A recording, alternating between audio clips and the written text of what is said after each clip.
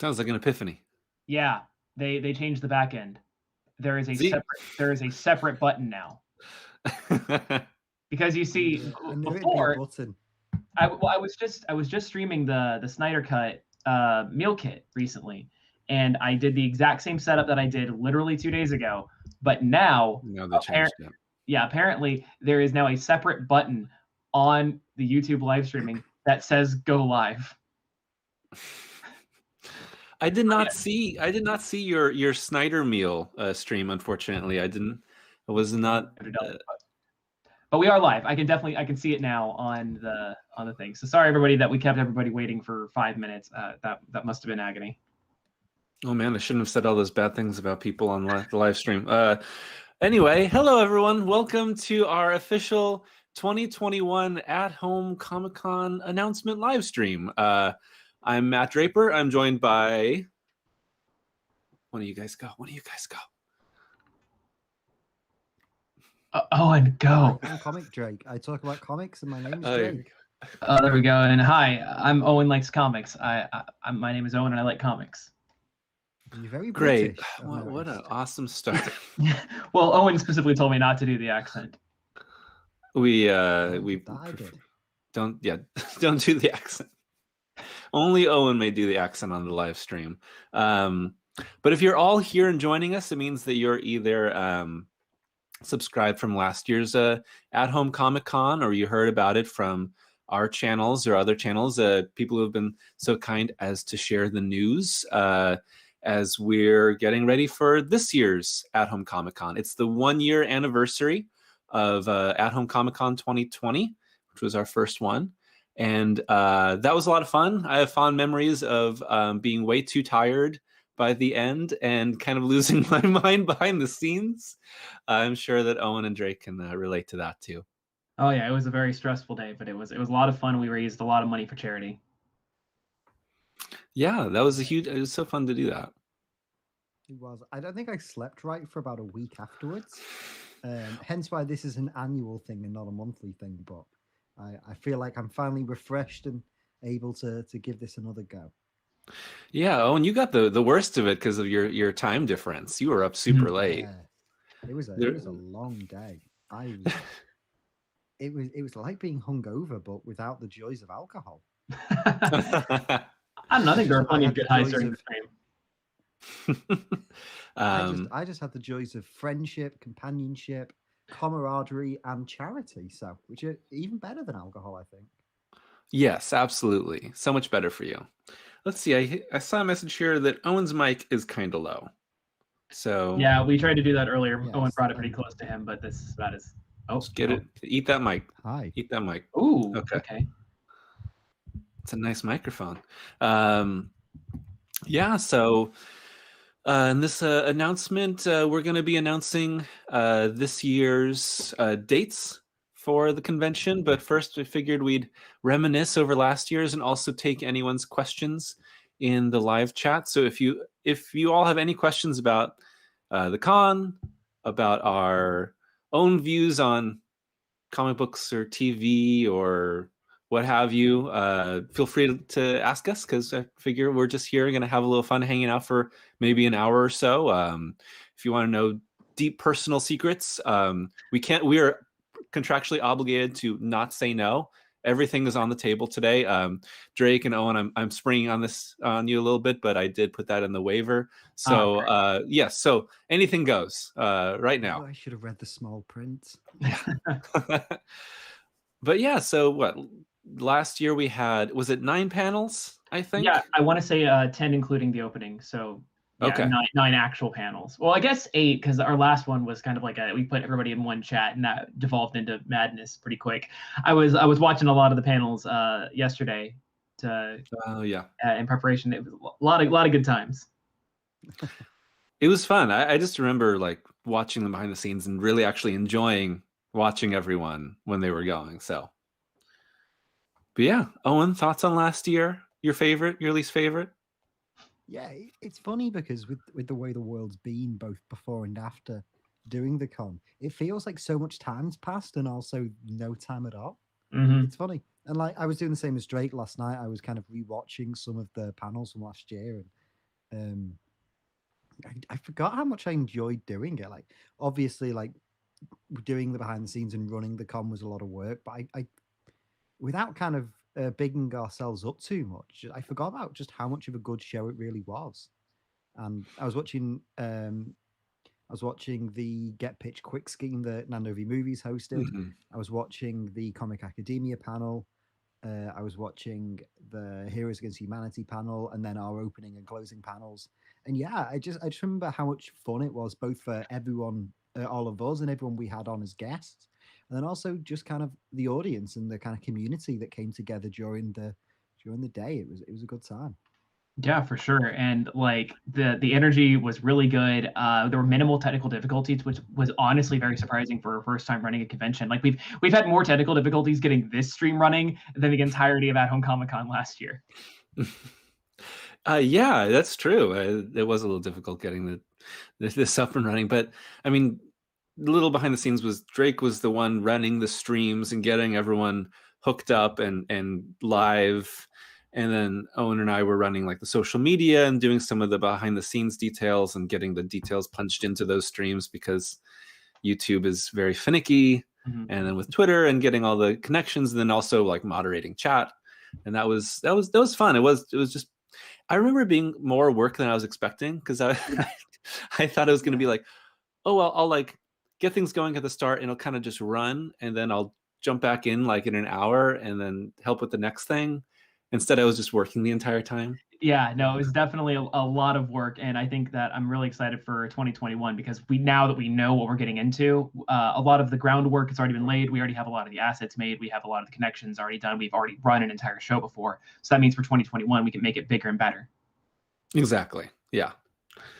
Let's see. Let me look at the looking at the chat here. Looking at any questions. M Comic Fan asks, "Are the same people as last year returning?" So we're not entirely sure yet. We put out a big message on our Discord, and a lot of people have expressed interest. There are some people that don't use Discord as much, or they're not as tuned on to Twitter, so we need to reach out to them individually. But I've talked to a few people. I've even talked to some new folks to get people interested. But we even have some people in the chat right now that were guests last year, like Panels to Pixels. I saw New Comics in there as well. And I'm assuming them being here means that they're interested in coming on board for 2021. I'd certainly hope so. It seemed like everyone enjoyed being part last year, and we had a lot of good responses from all the guests. And so we're hoping to get as many people back from last year as possible. We did just solidify the date this week. So with that in mind, we're going to be officially reaching out, getting people contacted about whether they're going to be able to join or not. Mm-hmm. Let's see. Tough Jiggly has a question for Drake. Drake, what color underwear are you wearing? Well, they are the MeUndies arcade ones. They're kind of like bluish in space. The arcade cabinets are yellow and red. Okay. Got some Saturn prints in there. Okay, Saturn. They're probably Uranus. That would make logical sense. Oh, great. Yeah, awesome. Hold on, Drake. Sorry, everything was freezing on my end for a second, but that was a very vivid description. Thank you for that. Oh, you're welcome. You're welcome. You really know how to paint a picture in the mind. Yes, absolutely. I was like I was in your underwear without being there, really. Yes, questions about guest reveals or any new additions this year. No guest details at the moment, except that I think all three of us will be on some panel at some point. Yeah. I did talk to Nando about doing Get Pitch Quick again, because that was so much fun last year, as Owen said. That was great. Yes, I really enjoyed that. But we'll see. I mean, it's all dependent on whether people can make it. 21 Bricks asks, what's everyone's home address? Owen, you go first. 123 Fake Street. That's good. Every stream I'm on, I have to make a niche Simpsons reference. So. It's good. I got that one.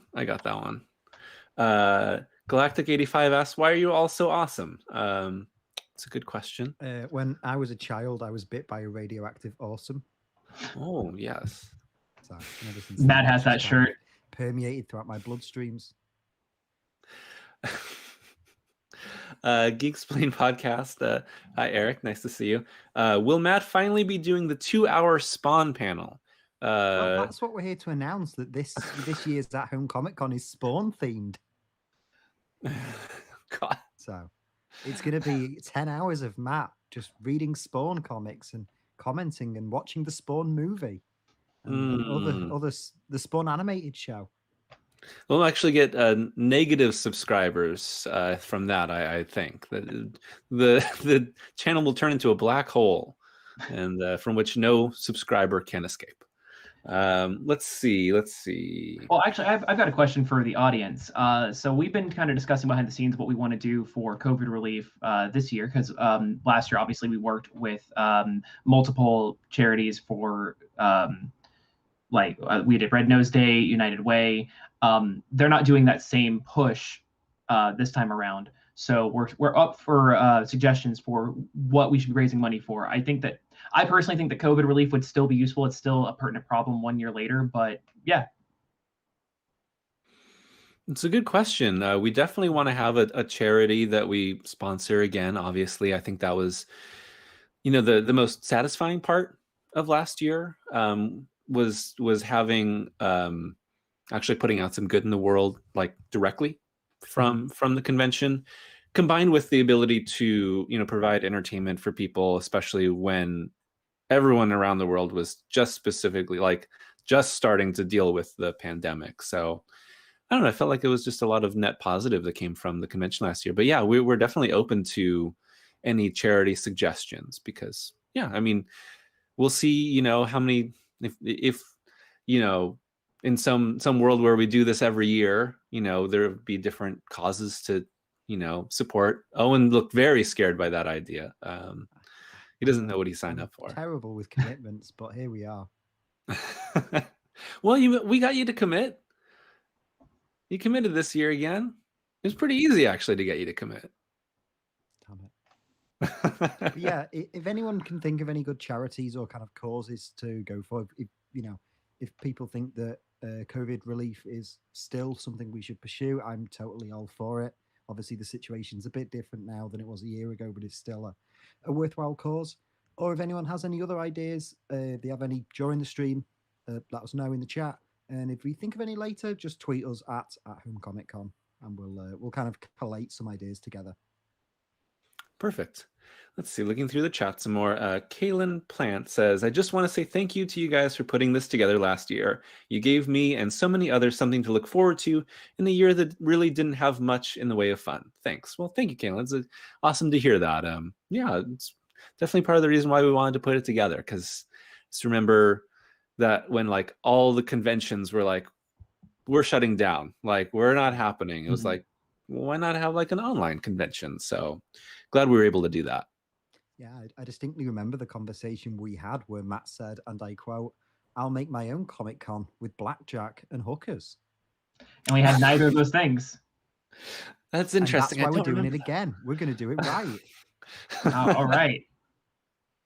Oh my God, I'm going to get so canceled. No, we're going to make it rain for charity, Matt. Oh, okay. Oh, well, in that case. Let's see. A question Yellowhead asks, what did you guys think of WandaVision and Falcon and Winter Soldier? Any thoughts on them? Marvel shows going on right now on Disney Plus? Owen and I were just talking about Falcon and Winter Soldier before we went live. Owen, you want to take it away? Because you're actually caught up, but I'm not. Yeah, I don't know if Matt's fully caught up, but I definitely am. WandaVision, I really enjoyed pretty much up until the last episode. I felt like they kind of rushed things to wrap everything up quite quickly. It could have gone for an extra episode, I think. But overall, I think it was a really, really good show. Paul Bettany and Elizabeth Olsen gave some absolutely year-defining performances in that show. The set design was outstanding. The cinematography, it was as kind of like the first of these Disney Plus series. They really set a high bar. And with Falcon and Winter Soldier, I really enjoyed the first episode. Obviously, this is only a 6-episode season.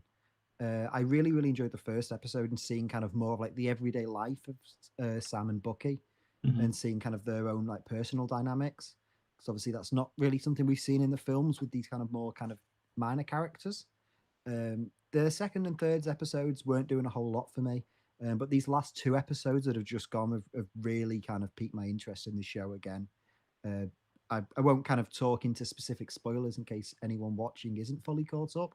But the end of episode 4 kind of had me absolutely hooked, and they carried that momentum into this week's episode brilliantly. And coming into the finale next week, I'm really excited to see where this is going to go and kind of what it's going to mean for these characters. Yeah, I'm also caught up, and I think I have similar feelings to you, Owen. I enjoyed WandaVision. I kind of liked it more when it was dealing less with the big conflict at the end and more just exploring like them as characters, which I think is like the big benefit of these shows, which is that you have many episodes and an extended period of time to get to know these characters better, because it's like Scarlet Witch and Vision and Falcon and Bucky are all characters that haven't starred in their own movie. They've all been, supporting characters in someone else's movie or in Avengers, and it's like you get these like little glimpses of them as they like continue to change. And also, I think one of the weak points of Marvel Cinematic Universe is that like every movie happens like in the timeline of the cinematic universe like 2 or 3 years later.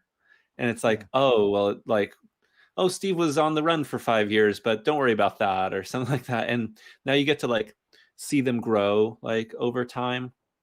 So I enjoyed that about WandaVision, seeing all that and the mystery of that and sort of where it went. And yeah, I agree that like the final conflict was well done. And I think especially like the Vision versus Vision stuff was probably the most interesting of that finale. But like the episode before that was like way stronger. But I've enjoyed that, and I like, but I don't love Falcon and Winter Soldier, because similar to you, like episode 1 or 2 for me was like pretty strong. And it's only 6 episodes, but they introduced all these ideas, these like relevant social political commentary ideas, and they kind of just like touched on it and then left it, and then touched on it and left it, and like kept like introducing like, here's another idea, here's another idea, here's another idea, but then we're going to kind of go away from it and talk about like the main like conflict, which I think is kind of ill-defined. And are the Flag Smashers and their whole thing is like, are they good? Are they bad? Like, I don't know what the show wants to say about them. But this newest episode, I think, was definitely maybe my favorite, because it took everything that was in those first few episodes and brought it back. And I think it was satisfying to be like, okay, we're not just going to leave them those issues alone. We're going to actually talk about it. Yeah, Jake, thoughts? I'm a little behind on Falcon Winter Soldier, but really liked WandaVision. I think that Falcon Winter Soldier, I liked it from the get-go. I really like the characterization of John Walker. I think he's a character that's a lot of fun to hate. I think that Wyatt Russell's getting a little too much hate for just being a good actor and portraying him well. But yeah, that whole through line has been super awesome for me, especially having gone and read every appearance the character had made for my video. Definitely made me appreciate him a lot more, and seeing this very faithful adaptation. And then also like a lot of what you guys said about seeing the home life of Sam Wilson, like definitely made him a lot more of a compelling character for me. And yeah, and again, WandaVision was also super solid. I love these bigger character explorations. It was really cool to see more of these side characters, and from sheer runtime now, they have probably more than the more mainstream counterparts, like a Tony Stark or Steve Rogers. Yeah, definitely. It's funny because we were talking off mic earlier that I've been quite a big fan of Wyatt Russell's work for a couple of years now. Ever since I saw him in Overlord, the Bad Robot film, I've kind of been wanting to see him kind of take on some bigger roles. And for me, he's kind of stole this entire show, playing John Walker. He balances that kind of morality. I've described him to people as kind of what people that don't know Steve Rogers think Captain America would be like. And seeing how his characters evolved throughout the events of the show is really clever, and they're taking him into a really, really interesting direction. I will also say one of my favorite things about the show was in the first episode with Bucky, with him and his kind of friend, the older gentleman, and this whole idea of him having like this kind of list of things of wrongs he needs to right. I could really go for a kind of Bucky Barnes, My Name is Earl type show in the future. So. Yeah, and I'm going to start pitching that to Disney very shortly. Go for it. I think they're open. Wasn't someone pitching like an Agent Jimmy Woo show? Like, yeah, Agents of Atlas. They better. Yeah. And it's like, and then they said like they might be having a meeting with Marvel, so maybe I guess they seem more open to things. All right, more content. I'm excited. I will say as well, just while we're talking about TV shows, I also want to kind of give a shout out to Invincible on Amazon Prime, because I finally started watching that a couple of weeks ago. And as someone that's not massively familiar with the comic, obviously I know, Drake, you are as close to an expert as we're going to get. I don't like Invincible. That's ridiculous. Or Booster Gold either. No, I of hate course superheroes that wear yellow. Yeah, absolutely. They're gross. Yeah, as someone that kind of knows the basic premise of the show and is familiar with Robert Kirkman's work from Walking Dead, Marvel Zombies, all that stuff. Like I said, I'm kind of not fully caught up on Invincible. I'm kind of 2 episodes behind, but so far that is such a good show. And if anyone hasn't watched it, definitely go check it out. I pitched it to a friend of mine last week as The Boys meets Ultimate Spider-Man. So that's a great description, honestly. Good. Go check it out.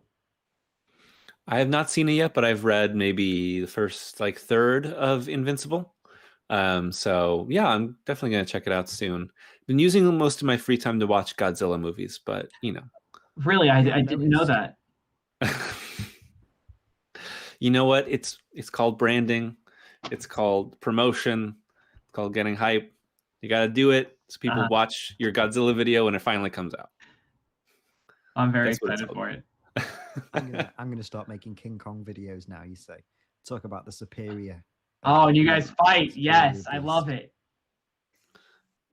Talk about why Skull Island is better than every Godzilla movie combined. Wow.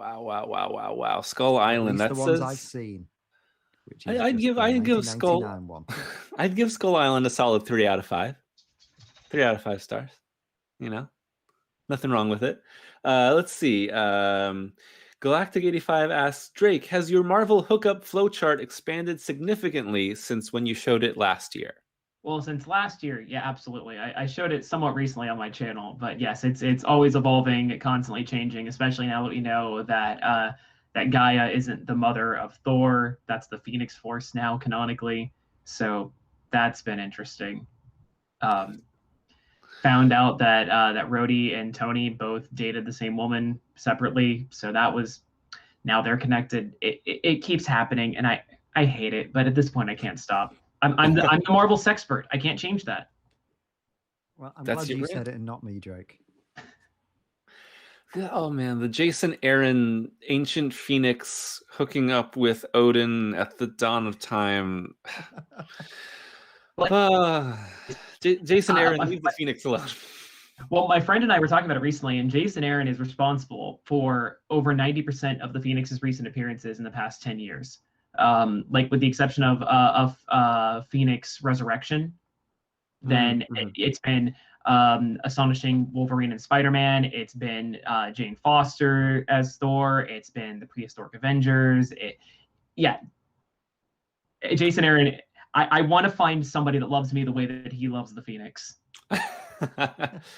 It's so funny that, because he wrote Wolverine in the X-Men, right? Yes, he did. That's his big X-Men contribution, which doesn't really have anything to do with Phoenix or Jean Grey. Maybe he always wanted to touch on Phoenix and Jean Grey, but she was dead then, right? That was shortly after.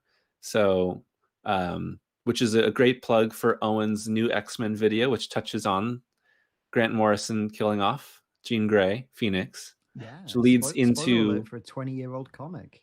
You will get people mad at you still, though. I haven't read that comic. How dare you? Well, I haven't read it. So. Not to throw anyone under the bus, because the feedback to that video has genuinely been really, really good.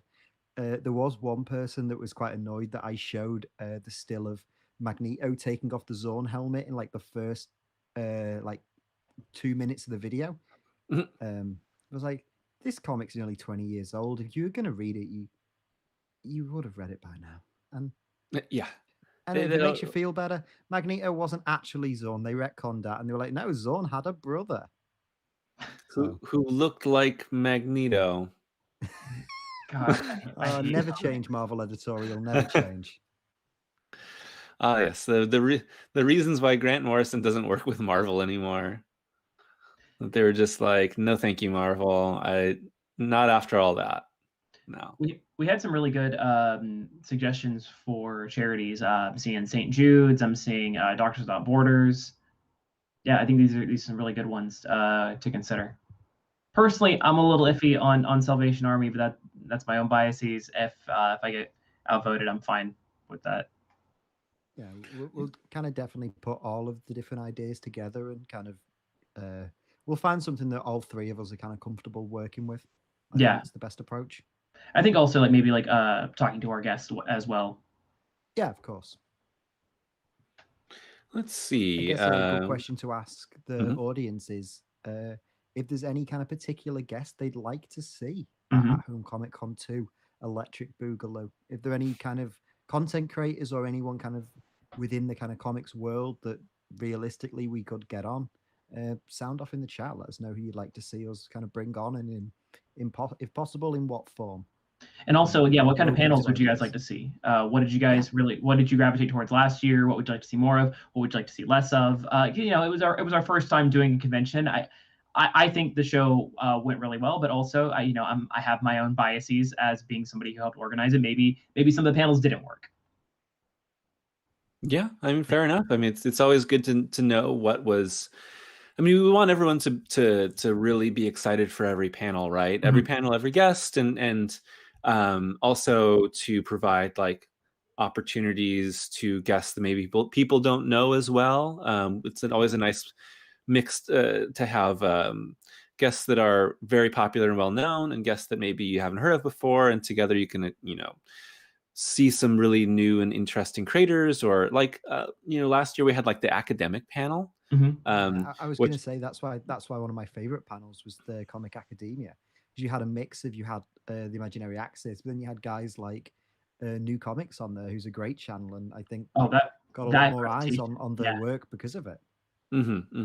For sure. So. Let's see. Well. So while we wait for people to say more of their suggestions, and I'll look at some more questions here.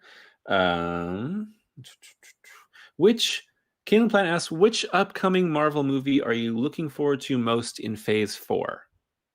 Phase 4. I'm gonna have to pull up exactly the list of MCU Phase 4.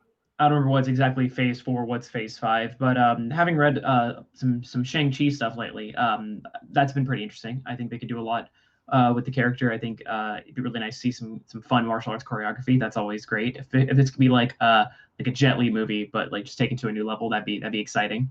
And also like all of the lore that I've been reading recently with the various houses of like the Deadly Hand, the Deadly Spear. I think that can make for some fun content.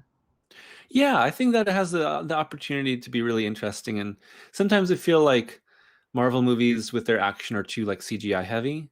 And from everything I've heard, like the fighting will be a lot more practical in Shang-Chi too. And so I think like that'll be a nice like way to rectify that, because I feel like that really does need like awesome practical martial arts.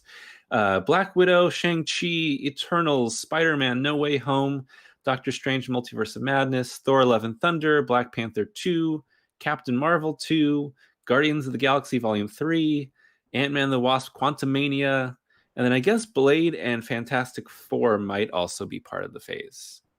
That's a lot. I mean, if it's a lot. Fantastic Four isn't Phase 4, they've kind of missed a golden opportunity there. Yeah. That's true. That's actually I guess the concern with that is because it's the director of the Spider-Man films is doing that. If he'll be able to get another film out in the same phase might be tricky. That's true. But we'll see. Well, if he does his approach to the last two Spider-Man films was just kind of like, I don't know, throw something out there, whatever, then he'll have plenty of time for the Fantastic Four movie. I'm glad you said that and not me. Listen, what the most pressing issue of our time is MCU Spider-Man. And I know this because I'm on Twitter. No. Maybe we should have an MCU Spider-Man debate. Ooh, that could be fun. Or maybe we shouldn't. Have we had a debate show? I don't think we've had like a true like debate. I think something similar to get pitched, but like a debate that could be fun. Hopefully not toxic. Yes, we definitely don't want toxicity in our convention. It's sort of an unspoken rule is not toxic people and not toxic topics. Yeah, I agree with that. It's kind of my kind of personal number one rule in life is just don't be a dick. So Oh yeah, an easy one to follow. Yeah, I don't know. I guess of those, I guess what's interesting is there's so much variety, and maybe I'm a little bit more interested in like some of the MCU shows like Hawkeye. I think I'm looking forward to because it's the Fraction run that it's based on, which I'm a huge fan of. Yeah, it's great stuff. So yeah, maybe that one. Let's see. Snapper Reviews asks, what do you all think of Shrek overall, since the first movie is going to turn 20? Also, what do you all think is the most underrated DC or Marvel comic? So, thoughts on Shrek, thoughts on underrated Marvel and DC comics. I have no idea how those two questions relate to each other in any way. But Snapper's just trying to propel our conversation forward. Well, Shrek's my favorite superhero. Like, come on. Oh yes, he's got superpowers. Donkey's mine. Oh, okay. I see. I'm a big Donkey guy. Well, I'll make sure that I'll put Donkey on the chart since he and the dragon we're together. I can't believe Shrek's 20. That makes me feel really old. Same. I hate that. Yeah, it's a classic. Shrek 1 and Shrek 2 are great films, and I bet Martin Scorsese would love them. This is being recorded for posterity. You are on the record. I haven't seen either of those since they came out in theaters. So like they hold up. Like they're surprisingly like they're well-made films. The most recent Shrek movie that I saw was the Shrek 3D adventure in Universal Studios. I'm so sorry. And they tore that place down. So I guess that tells you something about the quality of that particular animated feature. But then underrated Marvel or DC, that's tough. That's very tough. You know what I recently read on Marvel Unlimited that I feel like not a lot of people talk about anymore is Marvel 1602 by Neil Gaiman. And is it Andy Kubert? I think it's Andy Kubert. Yes. Andy or Adam? It's one of the Kuberts. Okay. Just say Kubert. Kubert, one of the Kubert. Joe Kubert. It was definitely Joe Kubert. And I really enjoyed it. And I feel like when that came out, it was a big deal, and it's kind of gotten lost. And I really like that. So maybe a little underrated, at least now, because it's been a while since. I don't know. Maybe because it doesn't have any real relevancy to like Marvel right now or MCU. Like no one's really done anything with it. Like it's kind of been forgotten. But I really enjoyed reading that. I would say Silk. I know she just recently got a new #1, but I really fell in love with that character when she came out. I love the big wholesome vibes, all that 90s nostalgia just speaks to me. I mean, I'm saying wearing the freaking Super Nintendo hoodie. Like, just give me my own childhood, spit back out at me. I'm a sucker for, but also the character I think is just so endearing. I loved her relationship with J. Jonah Jameson. I liked the side cast that she was assembling, and I think that they're going to start pushing her soon in the multimedia world. But right now, she still seems a little underrated, in my opinion. Mm-hmm. There's those rumblings of them doing a Silk spinoff. Sony has all those potential Spider-Man spinoff movies that may or may not ever get made. Yeah, I'd imagine out of all the properties kind of Sony could make a spin-off movie on, Silk is probably one of the better choices. Mm-hmm. So I personally would quite like to see a Silk movie or a Silk TV show or something in that form. I think that could be good. In regards to kind of underrated comic book ones, I think, Matt, I'm going to go with something similar to you and go with one of the Secret Wars tie-in books, the 1872 series that Jerry Duggan wrote, which was like a little corner of Battle World, which was kind of Wild Wild West themed.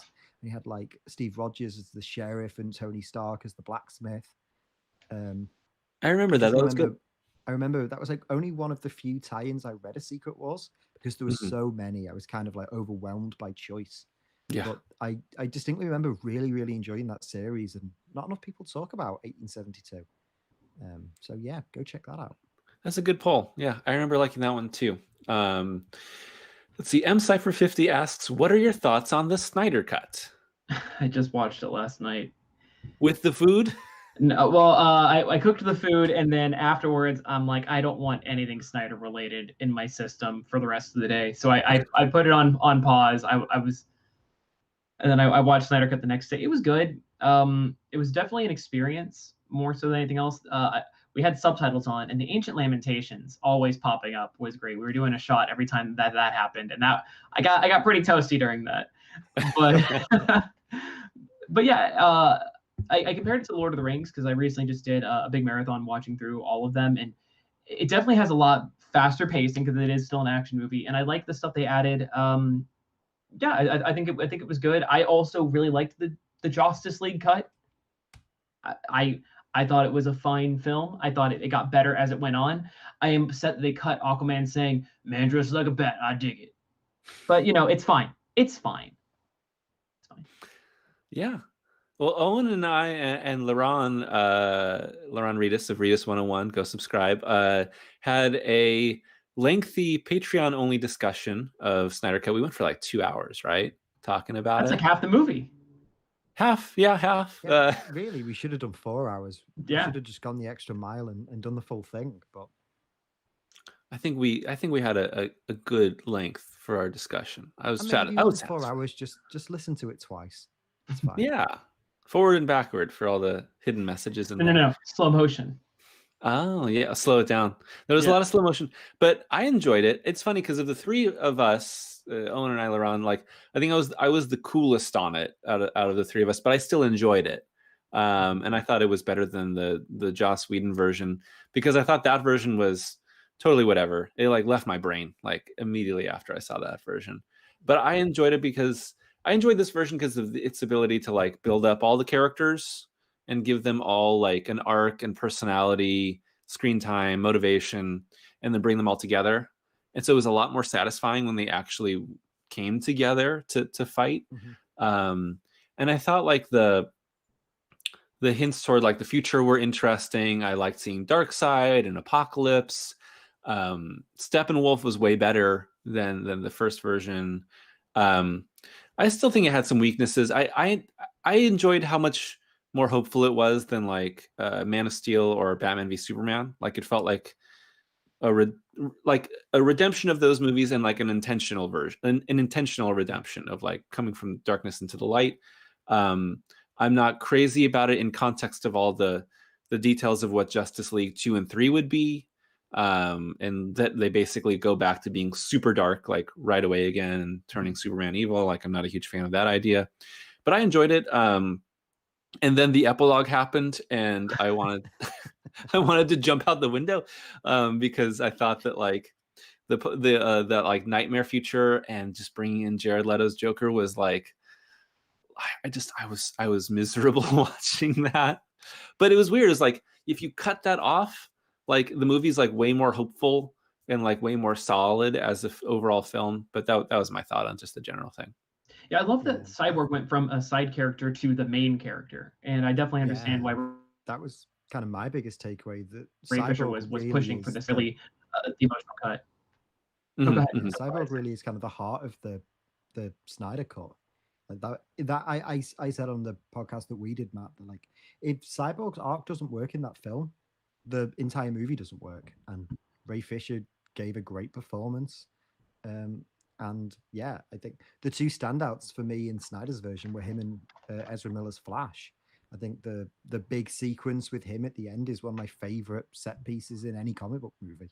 I compared it on Twitter to the kind of the big scene in Spider-Verse where Miles kind of jumps off the building. Kind of gave me that kind of feeling. So I love that scene. Yeah, for sure. Let's see. So those are general thoughts about Snyder Cut. Let's see. Got a lot of people responding for who they'd like to see return or come in. Comic Pop, Imaginary Access from last year. Patrick Willems would be a great addition. Orem was there. Billiam, Comics Explained, Comic Pop again. Yeah, these are all very doable gets. Yeah, be like Comic Storian. Nerd Sync, from last year. Nando V Movies from last, Godzilla Mendoza, Casually Comics, lots of Comic Tropes was there last year. There's lots and lots here. So definitely, some people that were there last year and a lot more that we're hoping to reach out to. Let's see. People enjoyed the Get Pitch Quick scheme from last year. Yeah, it was super fun. Let's see here. people like the idea of the debate segment, just in Yeah, general. I quite like that idea. Gonna kind of brainstorm some potential topics we can debate. Yeah, I would think maybe you have like one person as a moderator, and then two guests on opposite sides. Might be fun. Yeah, for sure. Rotating Or cast of guests would be fun. yeah, like a debate team, maybe even if we had wanted to Yeah, put in maybe. more, like 2-on-2 or 3-on-3 or what have you, depending on how easy that is to coordinate. You never know. A little bit harder over Zoom or over Google than in person. Yeah, and I'm also so sorry for talking over you for a second. There was a lag and I didn't hear you until it all just caught up. Oh, sorry. I know there's again another reason why this is a little difficult sometimes with the lag. Let's see. Going through here. Trying to find. Let's see. I think we should have just 1 hour of us all playing Fortnite together. I think that'd be a lot of fun. The kids love it. Okay, I've got a few months to learn what a fortnight is. Yeah, man, just got to chug jug with us, Owen. That'd be great. I mean, I know that song. That's all of the Fortnite I know. That's all you need. Can I wipe out Tomato Town? Yeah, man, 10 kills on the board right now. I'm in. My only knowledge of Fortnite is just occasionally seeing random characters show up, like John Wick in The Predator, and then that video that someone made where it's Patrick Bateman walking into his office, but that's playing. So. Let's see. Bricks and Heroes has a non-Fortnite question. It says, Spider-Man No Way Home question. Would you rather have Toby and Andrew show up as their Spider-Man or have Matt Murdock from the Netflix series show up? I hope that Toby and Andrew both show up and be Ralph Boner. Oh, we're all named Ralph Boner. What a coincidence. Boner. I'd really like to see the Netflix Matt Murdock appear, just so we can give him a proper movie. I think that, like, the show was good. I think of given the proper care and attention. I think Charlie Cox did a really good job as Matt Murdock and deserves to play that character more. Same for honestly all of the characters. I think in the Defenders shows they were really well cast, and I like, sure, say what you will about Iron Fist. I think a lot of that came down to the showrunners and the directorial angle, because season 2 was significantly better. Definitely wasn't an issue with the casting. I would love to see them get more of an opportunity, especially I think they're all theater quality actors. Yeah, I mean, I'm a huge Daredevil fan just in general. So yeah, I know, surprising. Bringing him in and giving the opportunity for that character to get more chances, obviously, like, that would be great. I know people have a lot of nostalgia for like the Spider-Man movies and would, be really excited to see them, but I feel like their future is pretty limited. I couldn't see them doing much more with them. My concern with bringing in Toby and Andrew in is I just worry that it'll kind of take the spotlight away from the actual kind of main Spider-Man, which has kind of been one of my issues with these films. And we're not getting into an MCU Spider-Man debate, I promise. No, that's what the panel's for. Yeah, exactly. But yeah, I kind of feel that, like, in both of the other solo movies, he's kind of been co-leading the film with other characters. And I really, especially with what happens at the end of Far From Home, I really kind of want him to graduate from kind of being like not a B level, but there's kind of a difference between him and kind of the main Avengers characters. And I'm really hoping that this film will kind of cement Spider-Man as like the centerpiece of the Marvel universe, which he kind of is in every other form of media. So as long as they can do that and also kind of give us this fan service nostalgia with Maguire and Garfield, I'm all in, because I think they're both great versions of Spider-Man and both versions that kind of have the stories cut short, really. Yeah, that's true. Especially Garfield. Yeah. I always just imagine that because he didn't get another movie, he died right at the final moment of Amazing Spider-Man 2. He's coming in for the Rhino. He just gets impaled, and that's the end. Oh no, he's dead. Oh well. Big yikes. The Amazing Spider-Man died on his way to his home planet. Second Simpsons reference of the. Just firing him off. I feel like I'm lagging behind here on mine. Let's see. Any more questions? Question: You guys dreading or excited for Morbius? Remember Morbius? Yeah, that movie's still happening, huh? He's back In in Pog Pog form. form. The thing I'm most excited for about Morbius is that it was filmed relatively close to me, so I might be able to spot like, oh, I know that street. Oh yeah. But then they also did the same for Batman, but I'm actually excited for Batman. So think of that what you will. Yeah, I can see that taking the edge off of Morbius for you. I still haven't seen Venom. You're not missing anything. I'll be honest. I went into that movie very drunk. I left it very drunk, and me too. it still wasn't that fun.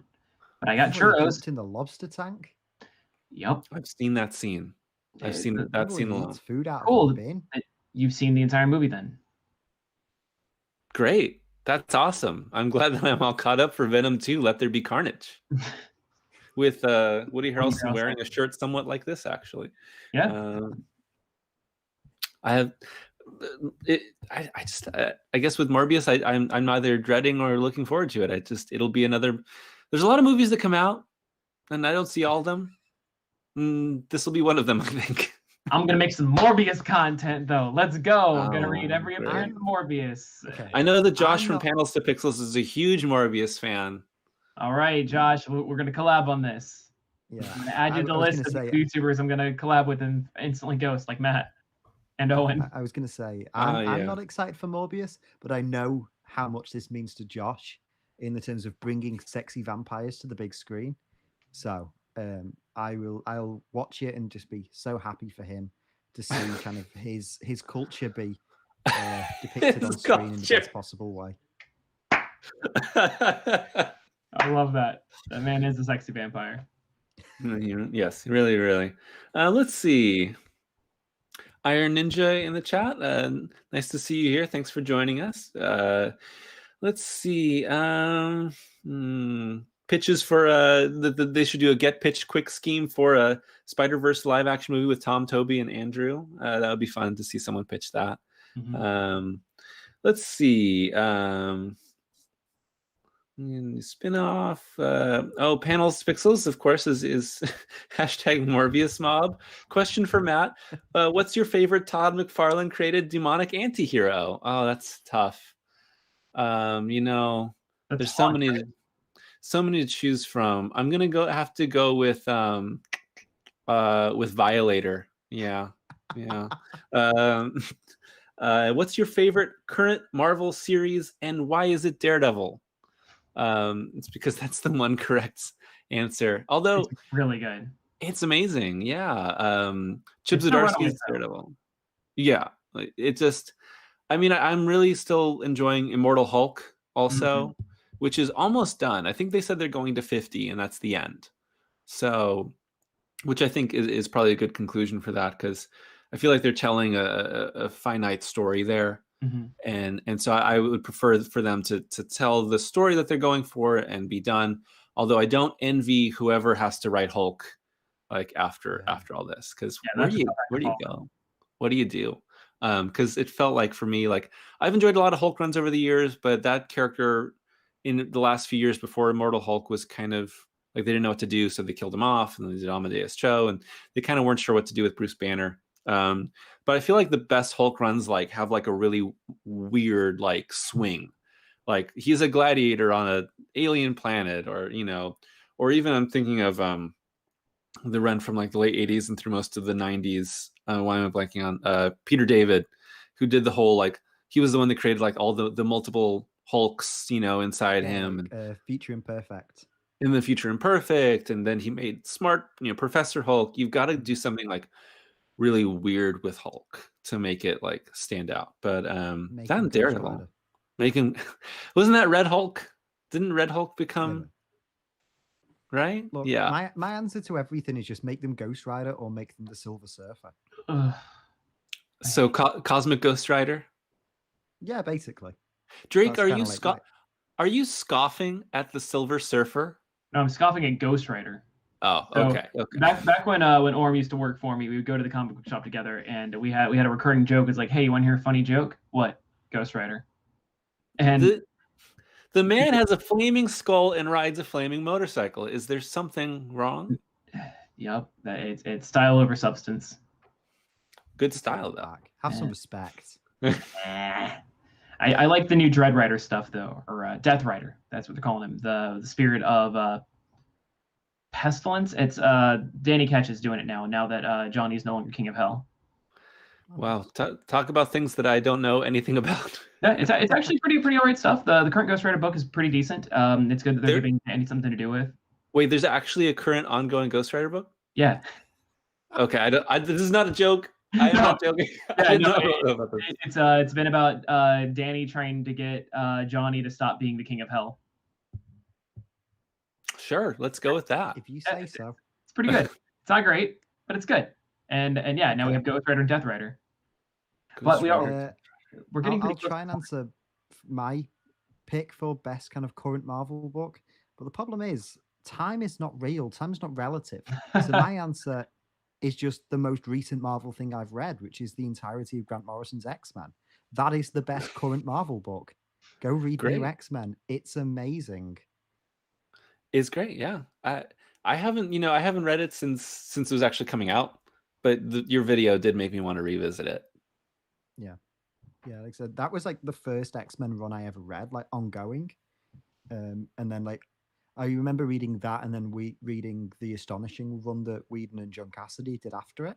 That holds a pretty special place because I think John Cassaday is the best X-Men artist ever, and I will fight someone to the death over that. I mean, he's great. I love John Cassaday.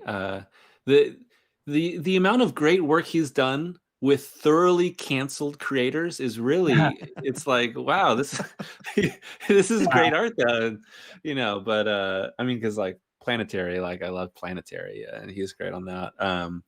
But yeah, I don't know. I've been reading a lot of older stuff because I got Marvel Unlimited like finally this last year, so it opened up like a ton, and I've been going through a bunch of different stuff. But yeah, I think that's kind of thoughts on that. Let me see if there's any other questions. We are coming up to the top of the hour, so let's see. We want to probably announce soon, and then let's see.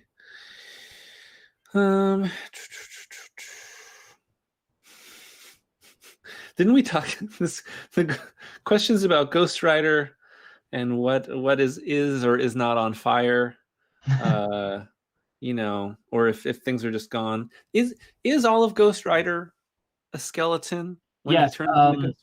Yeah, so if you want, I have a copy of the official Marvel swimsuit books, and they do have a full frontal nudity double page centerfold of Ghost Rider naked, and he's 100% bone. 100% bone, ladies and gentlemen. He's a bone daddy. Eric from Geeksplain just dropped a good idea in the chat saying, would love some kind of comics recommendation panel for new readers, or like comics for each era or character. That'd be really good. Idea. Yeah, absolutely. I like that idea. That'd be cool. Yeah.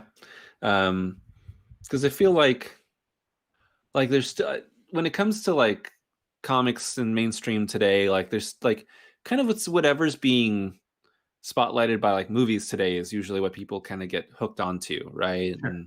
And that does, and it's interesting what like DC and Marvel pick and choose from today to say like this is the thing we're taking from, and they're kind of trending toward like newer comics, recently. Yeah, right?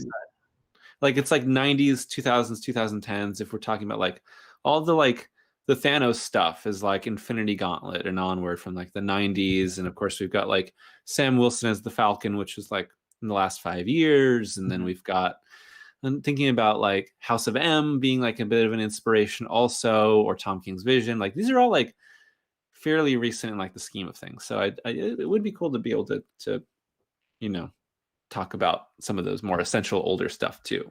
Yeah, the Flash TV show also has been doing a lot of newer stuff. Like Bloodwork came in as a major villain, and he was a pretty recent character. Now they're doing the Strength Force and the Still Force, everything, which is like 2018. It's crazy. Yeah. So a lot of the older stuff is kind of going by the wayside, which is so weird because that's been like harped on as the essential comics for so long. Yeah. Let's see. looking through any last questions, I feel like we're almost should be announcing our date, right? Any other questions here? Get them in the chat so we can talk about them. Let's see. Lots of naked Ghost Rider talk, unfortunately. Unfortunately, my ass. It is what the people came to see. I think it was what we kicked off last year with, so I guess we'll never escape the specter of. No, that's just gonna be part of the at-home Comic-Con culture. The greatest, most interesting comic book character ever made. He's our mascot now. It's Ghost Rider and Spawn tied neck and neck. Let's see. Deanie Dude asked if I would do. Let's see. Would you ever consider doing New X-Men, Seven Soldiers, or the Invisibles? Owen had a great video on New X-Men, so go check out Owen's video. And Seven Soldiers or Invisibles would be cool for more Grant Morrison stuff. I think the next Grant Morrison video that I'm going to do is on Multiversity. Interesting, yeah. Which I've been wanting to do for a while, and I have a lot of insane plans that I may or may not do with that video, such as having a short video on each issue of the Multiversity that is all the exact same length and overlaps with one another and is released one day for an entire week as we go through the entire Multiversity, and you put them all together and play them at the same time for a larger picture. But we may or may not do that. See, I've had the idea of a choose your own adventure video for about 2 years now, but that is taking it to a whole nother level. It was a lot easier to do before YouTube removed like on-screen annotations. But and maybe you could do jump to chapters. Maybe you could say jump to the chapter, jump to that. Might be a workaround. Philippe asked thoughts on DC's Hunger Games with all the pitches. If you're familiar with this whole Twitter round robin thing that they did recently, it's not a good look. I don't think it's a good look at all. Don't like it at all. Bad DC. Don't do that. No good, very bad. Don't do it. Dan Slott, the creator, like yesterday on Twitter he was like, so imagine, take the comics out for a second and imagine if it was a tournament for who gets to have monthly income to pay for their food and rent. Yep. And because this is all like pitches from creators and who gets to actually make a book. It's like, oh yeah, that really does spotlight it. And so I did not like what they did with that. Mm-hmm. Let's see. Maybe a guilty pleasures panels, bad comics we love. Iron Ninja suggests that would be fun. That'd be something. Panels celebrating indie comics would be cool, says the Honor Cube. Yeah, for sure. Let's see. Yeah. Someone in the chat was recommending, in the style of the Superman Quest for a Good Game, doing another kind of panel in that ilk, maybe with a different character. Mm-hmm. People really seem to love that panel last year. You know, we need more. We need more Batman games. We do. Man, like we've only got like what, 2 of those? That's yeah. What if there was like a game about Batman and then maybe like some movies about Batman, maybe some comic books about Batman. Yeah. What about animated movies about Batman? Oh yeah. Or what if animated movies that should actually be about other people, but we put Batman in there? Yeah. Now you're spitting, man. I'm loving it.